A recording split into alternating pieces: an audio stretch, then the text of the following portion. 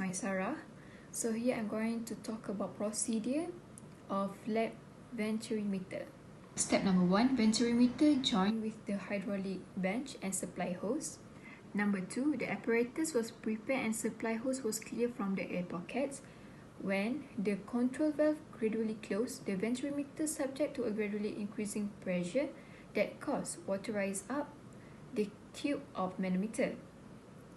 Step number 3, the bench valve also closed gradually and water level in manometer stood at the convenient high when water level had rise to a convenient high.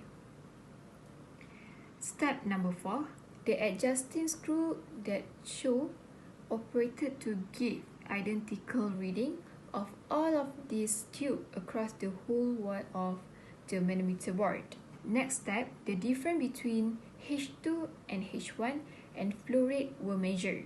The first reading was taken by the maximum possible value. This condition obtained by gradually opening both of bench value and the control valve in return. The value of H1 and H2 were read from the manometer scale, and step 5 and 6 was repeated 3 times for the 3 trials.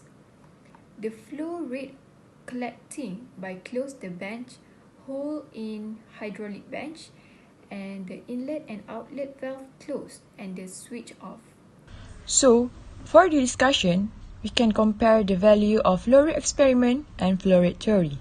As we can see, the value for the first trial of flow rate theory is higher than flow rate experiment, while for the second trial, the experimental value is higher than the theoretical value.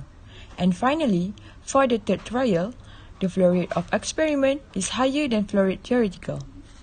Using a Venturi meter, an experiment was done to determine the flow rate via a pipe. The result revealed that flow rate and the value of H are exactly proportional to one another, and that H and D value are also directly proportional. These numbers are crucial for calculating the flow rate coefficient. The experiment was completed successfully. The experiment results were within the margin of error, and all data were accurate.